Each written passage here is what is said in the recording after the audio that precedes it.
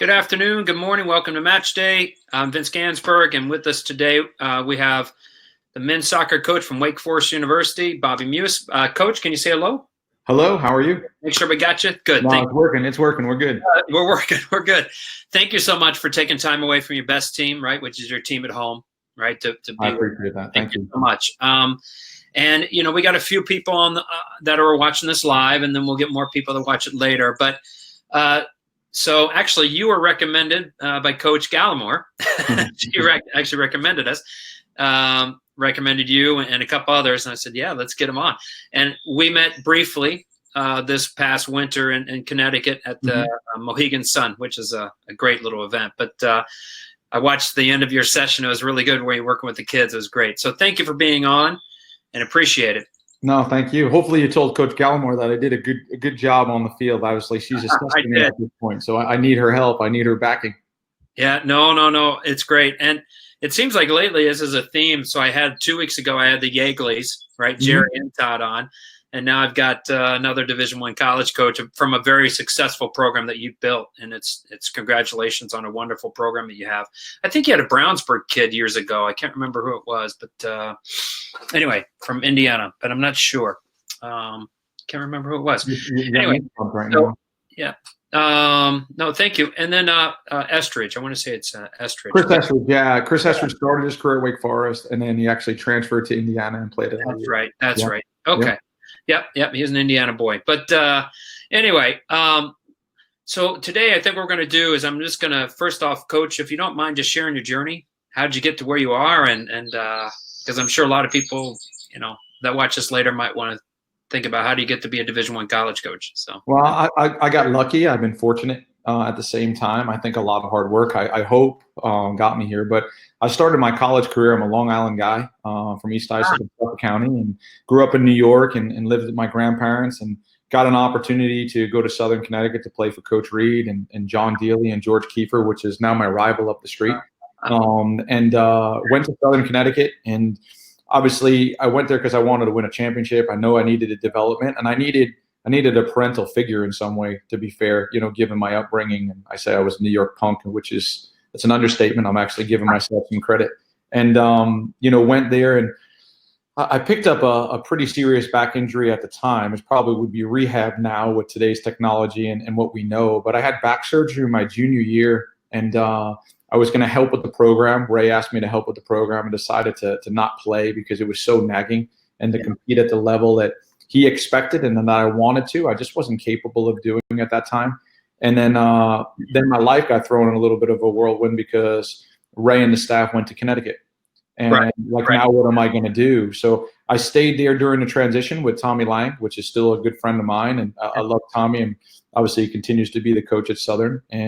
But Ray called and asked me and gave me an opportunity to finish my degree at the University of Connecticut and start my coaching career. So fell in love with coaching then, and I said, okay, I don't really know what else I'm going to do with my life. This is my life now. And, I stayed there. I graduated after 2 years at the University of Connecticut and stayed another 2.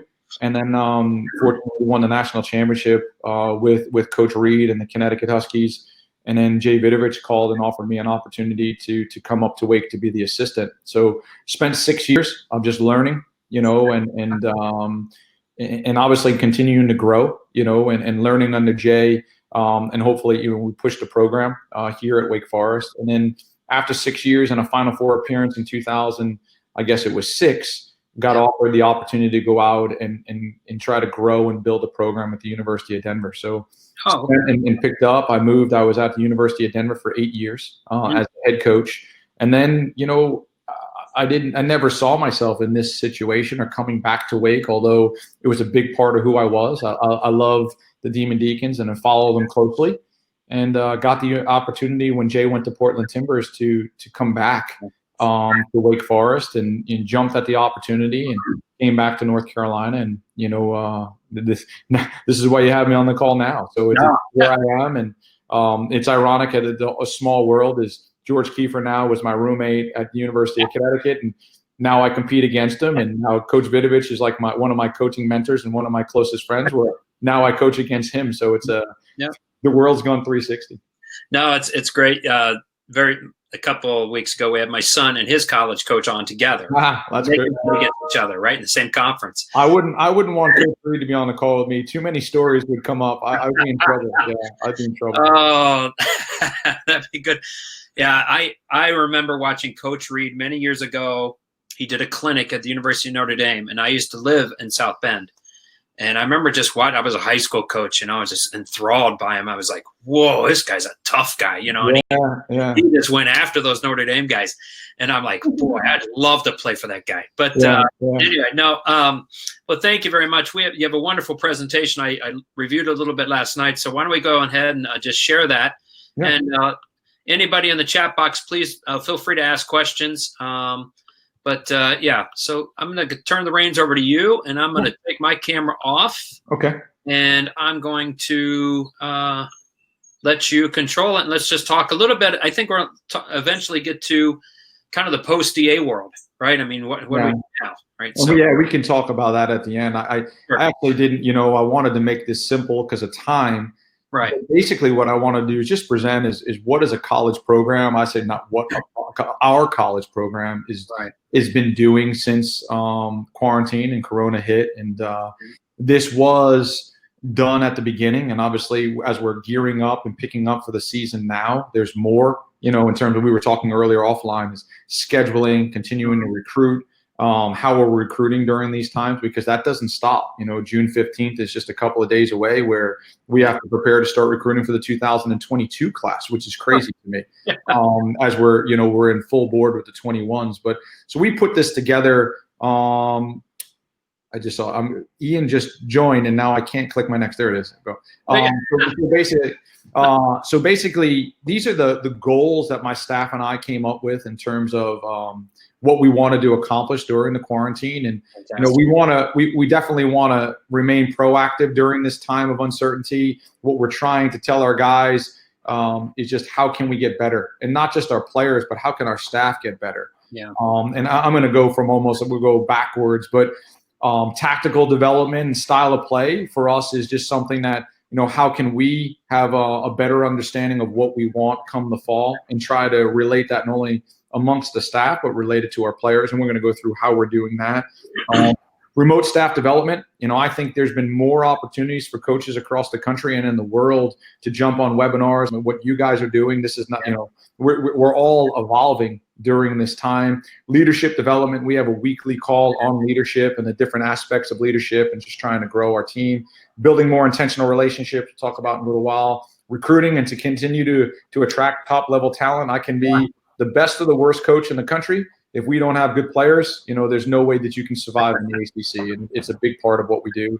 Help grow and self-discipline, and try to continue to have the structure that we have with our players remotely, the same way we do in person.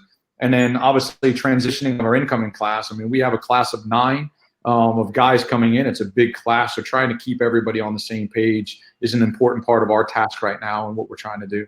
Yeah, no, thank you for this. It's just a silly question. So I know, like, for example, if you come from one of the tri-states, right, New York, New Jersey, I think Connecticut, like go on vacation, you have to actually quarantine yourself for 14 days. So you have recruits from the tri-state, and does North Carolina, right, does your state have a quarantine period? So is that going to impact you a little bit? Or right now, Vince, there's no silly questions when it comes to this, because I don't think there's any black and white answers. Right? Everything is constantly changing. So right now we have a policy. We just brought 2 kids back on campus this week because of injury. So now they're doing their rehab process. Okay. So basically we have a self-isolation for 48 hours. And then a quarantine for the next 7 days. And at the end of the 7 days, they'll be tested for COVID. Okay. And when they're released from COVID, then they're actually allowed in the facilities, and we start, going through that process. That is the process right now. Right. That doesn't mean the process doesn't change a week, 2 weeks, 3 weeks from now. Right. We're not running into, the tri-state right now, because our guys won't come back until July. And again, as that process happens, I'm assuming there's going to be different protocols for everybody. Yeah. No, thank you. Thank you for that. And we have a large group of international guys. So it's from travel ban perspectives, when they do come back, what's that going to be, where they're coming from. Like, what are you doing right now? You're just on the phone with a lot of people for a long time to go over these issues to try to get your players back. Yeah. No, thank you. Coach Barker, welcome. Hey, Bobby. Sorry, I was trying to help Minnesota Youth Soccer with the issue of player recruitment between youth clubs as young as 8, 9, and 10. So, and it seems like a long time ago since you and I were together in Connecticut working Ray and Rick's show. So, I'm one of the questions I was thinking about before you came on was about recruiting, because a lot of our audience are interested in this topic because they've got athletes looking to get recruited. You're at the tip of the spear. So, in addition to MLS Academy scouting, and I'm assuming a lot of international, how widely do you beat the bushes in the levels below the MLS Academy, be they USY State Cups or US Club MPL? Because I think a lot of people are unaware of the breadth of recruiting, and that you, I'm guessing, do try to turn over as many stones as possible domestically and internationally. Yeah, it's a good question, and I think it's evolving. I'm going to walk with you guys, not being rude, because of course at this time my landscaper decided to blow off my deck, so I apologize about that. Don't worry. I don't know if there's a place to be safe right now. There's like 3 or 4 of them around the house. But we have to start evolving, Ian, with the change of, obviously, just with the DA disbanding and having an MLS club, and now we're going to be looking more heavily at ECNL and, like you said, USYS. I mean, we had a recruiting meeting yesterday with the staff, and as we look at our initial list for 2022, as our communication starts June 15th, I said we have way too many MLS kids on here. We have to diversify in where we're looking. We've been burned by the homegrown just as good as anybody in the country. We lost 3 of our incoming class members to homegrown contracts this year. Don't see that slowing down anytime soon. So we have to evolve. And let's be honest, there's good players that aren't in the MLS systems. And it's my job and my staff to try to find those players. And I would say half of the group right now is outside the MLS with the incoming class. We have 3 kids committed for 2021. Sorry, there's more than that. 5 kids committed. 3 of them are in the MLS academies. 2 of them are not. So we try to diversify the classes as best as we can, but there's a lot more international recruiting coming into play for all teams in America. I don't care what division you are. So there's a broader approach than there's ever been. I think it's really encouraging for the people that listen to our webinars to hear that a group like Wake Forest isn't just putting all of their recruiting eggs into 1 or 2 baskets. Yeah. Even though within reason you can get some of the top talent in the country when you're competing with other colleges. I just had a group of 06s in the ODP program, so they're quite young, but kids from Hawaii and kids from Maine and kids from Kentucky. And if things continue to progress well for them, be it in those states or if they go to other places, they're going to be highly recruitable individuals at a college level for sure.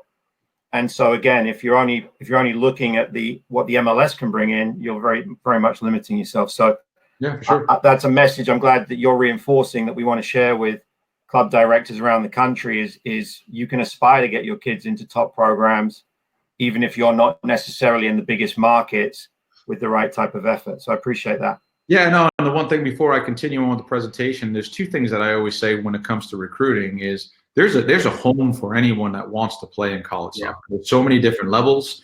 And something, even when I started looking, I didn't, you look at the top 25, okay, that's where I want to go, get that given year. And then you send out letters or emails. It was letters at the time when I was going through, right? But in videos and, then you have to realign, right? There's a lot of things that go into that process. It's, do they have your major and what you want to study, location? Do you want to travel? Don't you want to travel? The financial piece comes into it, and academically, does it align with where you're at academically currently and where you want to go? And, it may not be that initial list, but there is a home. And as long as you find the right one, it's going to be good. So I encourage anyone, no matter what level they play at or where they play, just to keep banging along, because there is a home for you. You just have to do the research, and a lot of clubs have a lot of people and resources to try to help these young kids, and I would encourage that. The other thing is just the difficulty, Ian, that we see at our level in recruiting, maybe I don't want to be disrespectful, but like a lower level club game, is how does that player translate into, say, the ACC or top level Division I college soccer? And I think that is, I've gotten that right before, and I've gotten it wrong. I've gotten it right in a positive way where we didn't expect as much, and then they come in and they make a quicker transition than someone who's even been in the MLS academies. But that is the hardest part, right? So how would that player fit into, an academy final game? Because that's what we have to think about, right? Like, how are they going to fit into an ACC from a tactical perspective, and their speed of play and their awareness, to their athleticism and the physicality of a college game? And that's really what I think sometimes parents, club directors don't understand. Yes, you can have a player that's dominating, but how can you say he's not good enough for you? Because my crystal ball broke a long time ago. I wish we can find these on Amazon, but the crystal ball is very difficult to say, okay, I could see exactly how Ian's going to translate from, in 06, like you were saying, like a Minnesota team to top level ACC, where they're just running through people, and I do want to use that a little bit. It's not the easiest thing to see and foresee the future, as good as we think we are at what we do. Yeah, and I'm going to let you go on, but with the presentation. But before, I'll make a statement there for some of the people. It's really, I think, almost insulting to write to a program like Wake Forest and say, I've got a player that's good enough to play for you, if you've never seen an ACC game. Yeah. And this is where high school coaches and club coaches need to educate themselves. And so, to Bobby's point, if you've got a kid that's blowing it up in your league, try to find him or her another competitive opportunity, maybe through ODP or ID2 or something, so you can get a better benchmark. But I know in Minnesota, for example, there's a tension between high school and college recruitment at the local level, but the high school coaches never go and watch the college coaches. They have the same season. So it's not always a one-way street. So anyway, I'm sorry, Bobby, I'll let you go on. I've said that before too, right? I said, like, I know I can make an impact on your program. What games did you see us play? I just know I'm good enough. Okay. So we move on. So basically what I did is we just have slides of just some of the things, in those brackets that we've talked about. So it's been really, I've used this opportunity. I started a small coaches group with people that are outside my comfort area. And that's what that first thing is. And so basically I started a Bible study with a couple of my colleagues, basically from all different aspects. I have Martin Rennie in it from Indy 11.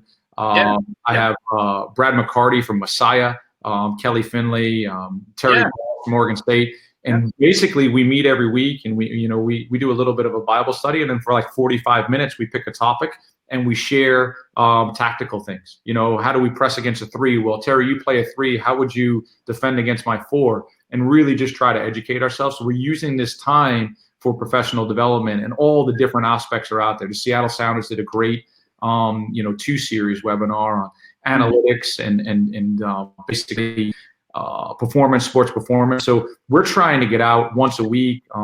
Tim Lanahan did an incredible job for our coaching body of lining up speakers every Thursday, some really interesting people that we've learned a lot from. So I encourage all the coaches during this time to use this as an opportunity, because it really is an opportunity to grow. Yeah, no, it's fantastic. It's good. What we've done is, and this is a little of a dumbed down version. So this is the first week that we started quarantine. And then basically we give our guys a running opportunity, a lifting opportunity, and then obviously a technical opportunity during these times with the ball. We use a system. John Cohn speaks for U.S. Soccer all the time, Fit for 90. Where in our Fit for 90, we have technical, agility drills that they can do with the ball. You got to realize earlier in the quarantine, the space people have, are they allowed outside in parks? All of this stuff was individualized. And then our strength and conditioning coach went through with the strength and the strength part of it. And basically we individualized every person in the programs for what they had available. All right. So they have dumbbells, they don't have it, body weight, what do they have? And then we try to do position specific running. as long as they have the opportunity and the space to do that. Now, things opening up, we're ramping up. The hard part with the physicality part of it is, preparing for a marathon, not knowing when the marathon is very difficult. So right now we're starting to turn that corner, saying, okay, there's an expectation we start on time. Now it's time to start ramping up and preparing for a season. So team meetings, I encourage any coach. I know this is the baby, right? Everybody knows Zoom now. If everybody knew to buy stock in Zoom 4 months ago, all right, we wouldn't be doing what we're doing. I still do it probably, without pressure, I could tell you. But for us, team meetings has been crucial, and we feel as a staff right now we're further along at this point in time than we were a year, 2, 3 years ago with molding and growing the team together. So you see on the right-hand side, these are our incoming guys, and then we have our current guys, and now we've merged them together. So we do weekly calls on leadership, and we're going to talk about that in a while. So we're using as much communication and meetings, and we've gone over, game analysis, trying to get our guys to see the game from a coaching perspective instead of an enjoyment perspective. Not saying they can't go hand in hand, but what do we look like? What do we look at when we're preparing? So they did the Manchester-Tottenham game. They did, City-Tottenham game. We did a Bayern game. And I'll tell you what, we've asked them to break down clips in different situations, what their halftime talks would be, just to see them. And it's been awesome to see staff and players align in the identity in which we want to see the game being played. And we've used their clips in even some of our style of play video that we've worked on during this quarantine as well. So then we really broke down our last spring game. We were fortunate. We got 3 spring games when some people only got 1, some didn't get any. So, and our spring games are high quality. We played Carolina, we played Duke, and we played Clemson. So we had our guys break down the Clemson game the same way that we asked them to break down the City-Tottenham game. So, and then we've used some of that video in our style of play as well, in terms of things that are going well, and then things that we really needed to work on within our identity. So that was really good feedback from the team and just input. And then this is something that takes an extreme amount of time. This is something that takes me a lot less time and the staff a lot more time. So basically, if I've asked, in using this time to benefit us short-term and long-term, is to go through every training session that we've had and that we've had video analysis of, or video capability. So like the last 3 years we have a camera up on the training field. So taking every session and then breaking up into the phases of the game. And then from size of it, so if it's extensive, intensive, is it a warm-up, is it an acceleration? And then basically we have a slide for each of those in Google Doc where it will be the graphic, then it will be the video, and then it is just the principles of which we want to accomplish in that. So basically just a training library that I think is going to be beneficial for us to pick the appropriate sessions moving forward for the activities for the sessions we want. But it's also an opportunity for my staff to leave with a library when they leave and they go on and run their own program. So it takes a lot of time. So basically you'll see up here on this Google Doc, like if we were just to click one of these, we want this page down here to come up. And then we could just click on that activity, the size of it. And ultimately my goal would be, can we put training load data in there? So the difference between, if this says 4v4 plus 3, the difference between playing 4v4 plus 3 training load versus 7v7 plus 3 to goal. So then we can really start getting our loads right as we get back into competition. This is something that I'm actually currently in the process of getting ready. So you can see that's the 2019 Wake Forest soccer book. We do a book for every team, and they get it the first day of preseason. And we go over from our goals to our core values, to our identity, how we want to play. And you could just see some of the subtitles. We talk about earning the jersey, what the expectations are in every aspect of being a student athlete here at Wake Forest, the standards, and then obviously the big one is the way we want to play. And this book somewhat stays the same, but based off the team, based off the leadership qualities that we have in the team, are we giving more ownership and more freedom to the leadership group? Are we going to hold the reins a little bit more? Given today's day and age of, we're going to have to probably put expectations in terms of return to play, right? If it's mask and hand sanitizer, whatever it may be. So we're constantly changing this and evaluating what we're going to do with it. So And then the big one, obviously, spending time and going over systems of play, style of play, formational changes. We've gone over from everything to how it will look against a 3, how our press will look in the mid block, the high block, the low block, and then showing video of us doing it, video of like a professional team doing it, and then using tactical pad to break that down a little bit. So, and we've shared this with our teams and our incoming guys as well. So I know I was hoping that we'd be back in summer where these guys can actually execute some of these things. But we're obviously, I think we're a step ahead of being, from a language perspective, we're in a good spot. Education is big for me. Every freshman since I've been here has read the hard hat individually, and then we go over it during summer school. We meet with all of our incoming guys on Thursdays for about an hour, and we break the book up into different sections where we just have open discussion and talk. Anyone that has not read it, the hard hat, about a player named George, and like just, it's a coach's dream, basically. Like I tell the guys, say, George is a coach's dream. I don't know if anyone can be George, but if you can strive to be him, we're going to have a really good, successful environment and culture. So we go over that. I'm a big John Gordon fan, and not just because I'm from Long Island, just because of his stuff is incredible. So we go over that. This is the biggest thing for me in this time right now is intentional relationships. So we have a call list of all of our current players or incoming players, committed players, that we rotate on a weekly basis, and we FaceTime. We don't just call, and we sit down and we just talk and see. We don't have the opportunity to talk about football right now, but we can talk about the Bundesliga and what they saw right now, but just how are you doing, you know, and just building relationships that I think more importantly, given society right now, is how are players feeling. You know, we have an extremely diverse group, you know, and continue to educate myself and our staff, and just seeing how our players are coping with, obviously, the quarantine, being home, you know, just with what's going on in society right now, what we can do to help them and how we can learn. So this, I do feel, has been the most beneficial thing.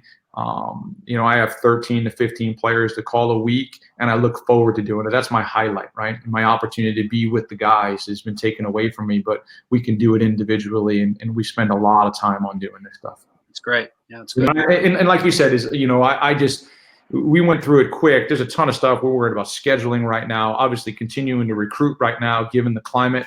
You know, if it's FaceTime tours and you're sitting down and you're meeting with families via FaceTime, you know, it's a little bit more intentional in trying to do things that we would normally do on campus, but doing it remotely. Yeah, no, thank you. There were quite a few questions in the chat box. So this is from Neil. He just says, not quite on topic. So fair enough. All right. He just asks, what does someone with a primary college coaching background have to say to someone who coaches much younger or lower tier players, or both? Number one, so like maybe some advice, and maybe not players who are likely to be recruited. He just said it often seems like it's completely a different sport. So I think he's talking about maybe recruiting players that aren't quite at the level of the MLS academy and that type of thing. So what advice might you give them? I would say my advice to give any youth coach is to accountability. I feel as if I get them, right? Like, so we're fortunate. Some of the guys that we get are very good and they're talented. And that is a good thing. And sometimes that's not so good because they've been told how good they are. And maybe that level of accountability goes away. And it's easy maybe to hold the lesser player accountable and tell them everything they're doing wrong. But sometimes as youth coaches, and I've worked in the youth game, and I've seen the dynamics, we don't want a player to leave the club, right, if we hold them accountable. So we enable them, and then we stunt their development. Because now when they do get to that next level, they are going to be held accountable. And a lot of times I'm the first one to do it. I never knew that I needed to defend. Well, what do you mean? You know what I mean? You're R9. You need to defend. You initiate our press. We press. So it is – I do think there's a responsibility at any level that you coach to understand the goals and ambitions of the players. Are they there to have fun? Are they there to develop? Are they there to win? And then really just hold them accountable on what their individual goals are. And also – what are the parents' goals as well for the player? Because the kids' goals can be totally different than the parents' goals. And I think is just holding players accountable. And people say, well, why are you successful? And in terms of the biggest, I think the recipe for development is accountability. Yeah. You can't say you want to play here, but you only want to do this. And it's my responsibility to make sure and remind them, in front individually, but you have team standards, and you should have your own coaching standards of someone with more talent. I said the easiest way to lose respect is have talent and not do the most of it, with it. So I would say just making sure that we're holding our better players accountable, and that will actually bring our lower level up, because they're going to say, okay, everybody's being treated the same. Right. Yep. Very good. Thank you. Casey has one. I think we kind of addressed a little bit. He just says, what's the relationship with the MLS academy coaches and the elite club? What's it like? And then do they push their players more towards a professional pathway or help them embrace the college experience? So if you yeah, that clock up there is intimidating when we're talking about this stuff.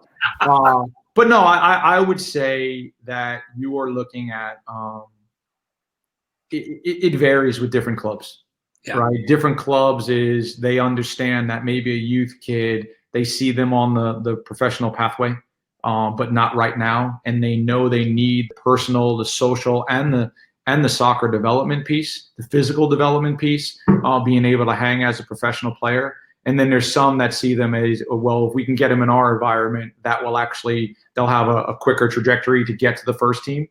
So it goes both. We have good relationships with different clubs where very transparent. We're getting this kid in. We keep close eye on them, close communication. What's going on behind the scenes when they're home and communicating. And those are the best relationships, and those are the clubs that you really do want to align yourself with, that they really do have the players' long-term best interest, not only as a football player, but as a human being, and checking up on them and how they're doing. Some don't have as much patience, right? Let's be fair. Are they going to play right away? And, I can't answer that question. Right. The best players are going to play and for the need of the team. And just because you are on the pathway of being a pro, right, in your youth club does not mean you're going to be a 4-year starter at a college program. I'm not saying, don't even talk about mine, right? You're playing with guys that could be 3, 4, even 5, depending on their graduation year, physically developed, mentally developed, consistent, which, let's be honest, to be a professional player, consistency, they don't get that much better.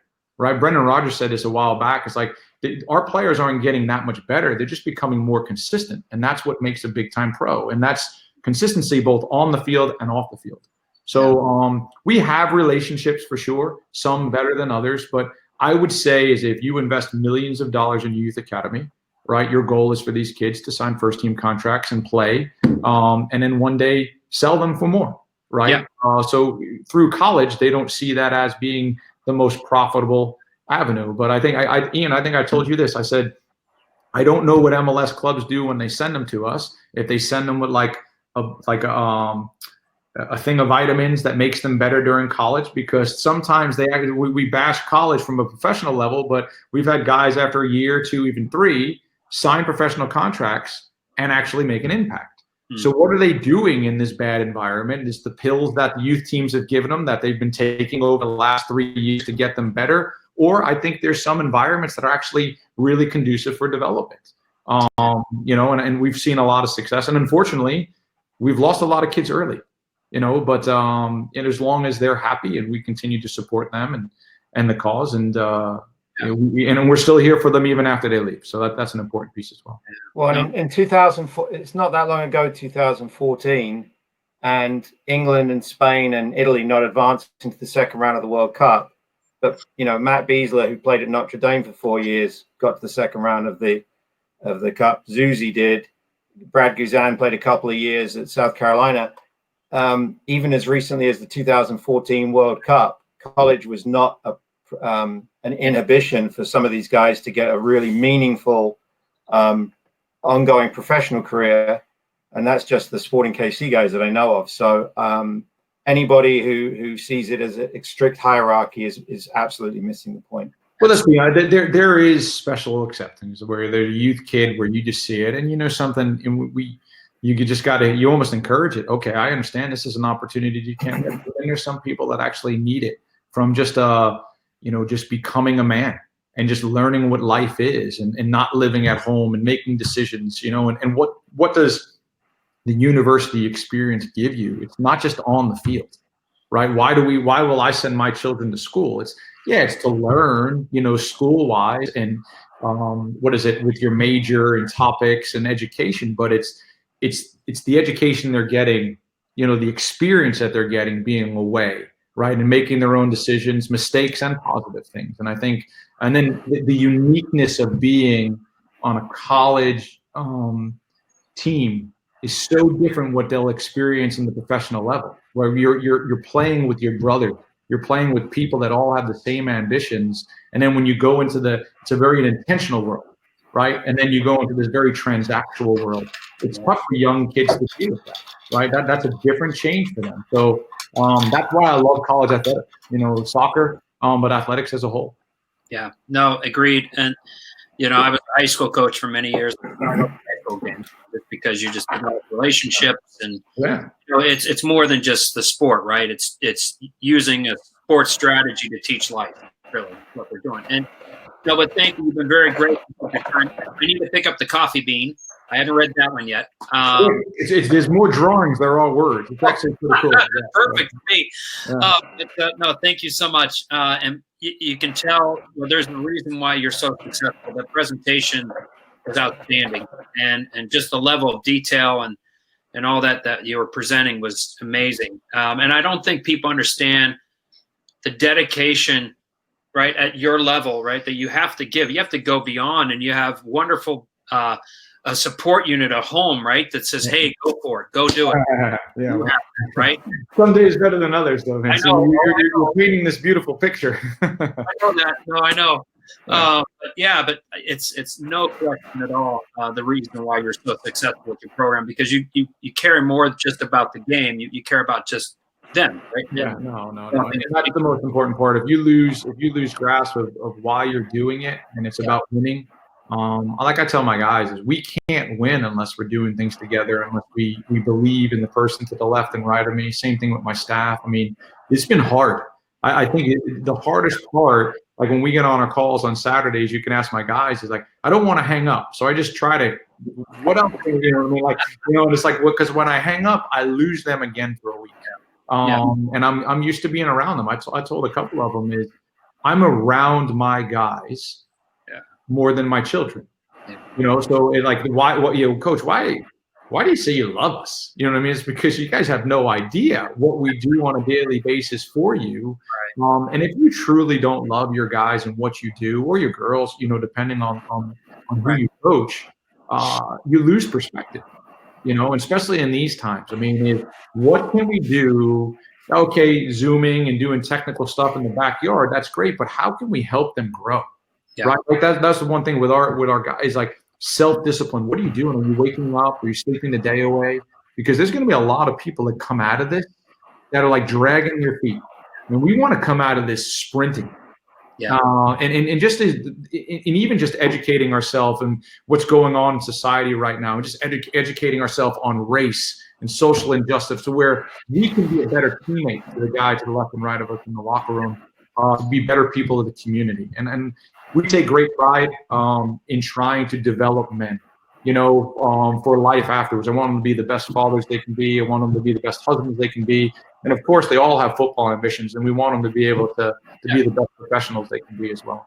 No, thank you so much. Coach Parker, I'll let you close, and then well, Bobby, thank you for a very generous amount of time in the presentation. I'll be repetitive, I know I'm being repetitive, but I'm just going to own it. Vince has done over 100. We've set up over 100 webinars. Many college coaches at all levels, coaching males and females in some cases coaching males. And I will say, and Vince used the word, and you've pretty much spoken to it the whole time, Bobby, one thing that's consistent about all of them is the word care. And it doesn't matter if it's Wake Forest trying to win a national championship at D1, or some pretty humble Division III junior college programs we've had on. Every single coach, which might be a reason why they're willing to come on the webinar in the first place, has expressed care about their student athlete. Mm-hmm. And I think you know, for club coaches, high school coaches that listen to these presentations, and college coaches, that's probably the central place we should start with as coaches, right? Care for the kids, care for their well-being above and beyond their ability to kick a ball. So I appreciate your reaffirmation of that message for sure. I appreciate you guys having me. Like I said, we love what we're doing, and I think that's why we want to be in these situations. And I also think there's a great place for college soccer, you know, at all different levels. And it's youth soccer is not the end for so many kids, right? And they need to aspire to be college soccer players a little bit more than maybe some think right now, because it is a great opportunity for everybody. Yeah, thank you again. Best of luck this season. I hope we have a full season. I hope so too. Best of luck to you. For those that dare to come back on later today at 4 o'clock, we're going to have TGIF, where we try to talk a little bit about soccer, but it's more fun and light, Coach, just to kind of kick everyone off in the weekend. But thank you again so much. And next week we got a really good lineup as well, but we're only going to one a day. So next week. So thank you again so much. Lots of appreciation. Thanks, Bobby. Hey, thank you so much. Thank you, Cheers, Coach. brother. You got it. Yes.